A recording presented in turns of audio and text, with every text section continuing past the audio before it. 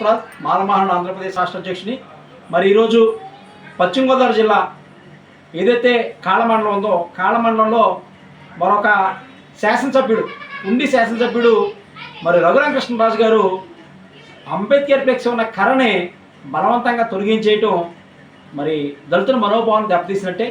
అక్కడ నిజంగా తప్పే జరుగుంటాయి కనుక అక్కడ నాగదేవత గుడి ఏదో ఉంది, ఆ గుడికి వెళ్ళే దారిలో రోడ్డు గట్టగా కట్టారు క్లాత్ అని చెప్పి అంటున్నారు బ్యానరు.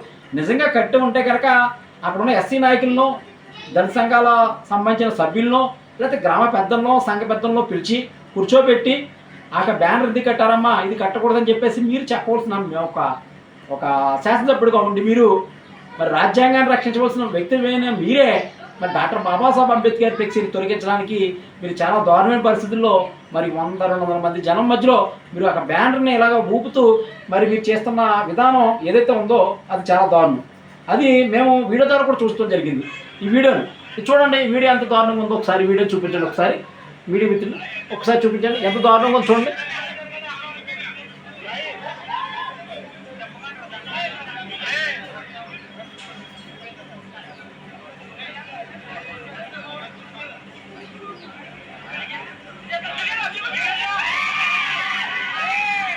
మరి ఇది ఎంత దారుణం ఇది అంటే అక్కడ 2 వర్గాలను మీరు రెచ్చగొట్టాలనా లేదా ఏం చేయాలనుకుంటున్నారు రఘురామకృష్ణరాజు గారు? మిమ్మల్ని ఒకటి ప్రశ్నిస్తున్నా.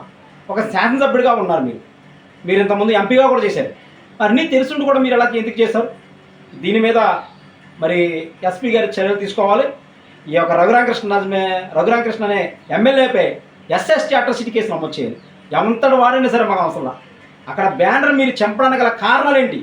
మీరు ఎందుకు చంపాల్సిన పరిస్థితి వచ్చింది? దీని మీద మీరు ఈ రఘురామకృష్ణ మీద వెంటనే ఎస్ఎస్టీ అట్రాసిటీ కేసు నమోదు చేసి అర్జెంట్గా ఎమ్మెల్యే పదవి నుంచి తొలగించారు. జై భీమ్.